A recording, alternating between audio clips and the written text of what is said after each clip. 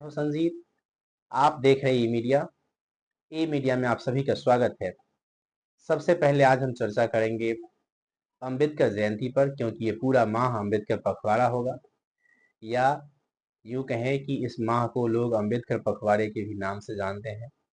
वहीं दूसरी तरफ खबरों का सिलसिला लगातार चलता रहेगा। तो भारत के विभिन्न हिस्सों में लोग, दलित समाज के लोग अपनी अपनी बात रखें। जी, क्या कुछ कहेंगे? आज जो है सो अम्बेडकर जयंती है और आज बाबा साहब भीमराव अम्बेडकर के 135वीं जयंती पर तमाम देशवासियों को मैं हार्दिक अभिनंदन, हार्दिक स्वागत करता हूं।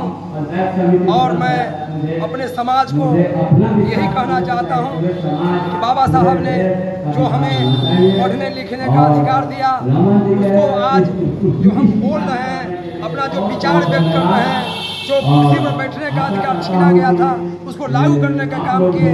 इसीलिए उनको संविधान के तहत हम लोग को जो आरक्षण के जो प्रारूप है उसको लागू करने के लिए भारत सरकार से और बिहार सरकार से मांग करते हैं और कहना चाहते हैं कि बाबा साहब ने कहा था स्वतंत्रता, समानता, सम्मान चाहिए, रोटी कपड़ा मकान चाहिए, मानव मानव एक समान, ऐसा हिंदुस्तान चाहिए। इसलिए हम कहना चाहते हैं कि भारत में जितने भी संविधान के अनुच्छेद के आधार पर हमें आरक्षण दिया गया है, जो अनुसूचित जाति, जनजाति, पिछड़ा वर्ग, अति पिछड़ा वर्ग को आरक्षण दिया गया है, उसको भारत सरकार देने का नहीं काम करेगा। उसके लिए हम आंदोलन और यह समाज को बताना चाहते हैं, शिक्षित बनो, संगठित हो, संघर्ष करो, यही नारा के साथ मैं आज अपने समाज को अपना विचार देते हैं कि यह कार्यक्रम को आगे लागू करें और इसमें संघर्ष करते रहें।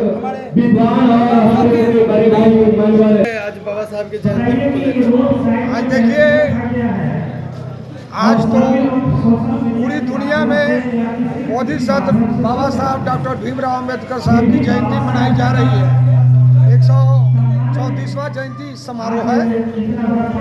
आज जैसा कि आप सभी देख रहे हैं, गत 2024 1 दिसंबर को यहाँ बाबा साहब की मूर्तियाँ स्थापित की गई थी। तो अब हम लोग का दायित्व यानी जिम्मेदारी बढ़ गई है। तो इसलिए मैं तो एक कलाकार के रूप में भी हूँ, जाना पहचाना जाता हूँ।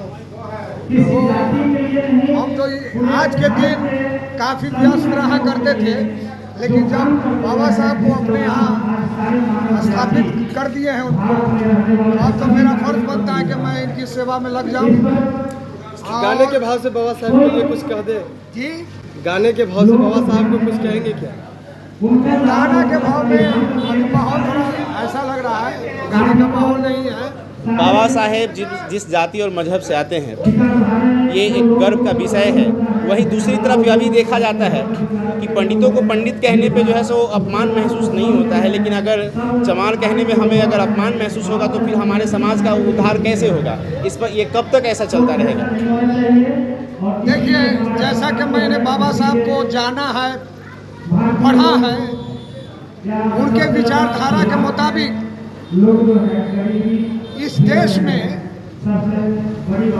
जो बाबा साहब ने संविधान दिया, संविधान के अंदर सबको बराबर का हक दिया है। कोई यहाँ छोटा कोई बड़ा नहीं है। जन्म से मैं समझता हूँ, यहाँ तो लोग कहते हैं कि कृषि प्रधान देश है, लेकिन अभी का दौर जो चल रहा है, लगता है कि ये कृषि प्रधान नहीं, जाति प्रधान देश हो गया। तो फिर भी हमें जो बाबा साहब ने अधिकार दिया, कर्तव्य करना है और साथ साथ अधिकार को पाने के लिए हमें सतत प्रयास करना चाहिए।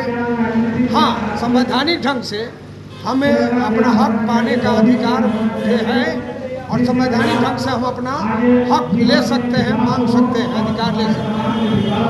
तो जैसा कि मैंने बाबा साहब को जाना है, इसीलिए मैं कह रहा हूँ कि भाई संवैधानिक ढंग से ही किसी के बारे में कोई टिप्पणी करनी चाहिए, किसी जाति विशेष पर कटाक्ष नहीं करना चाहिए।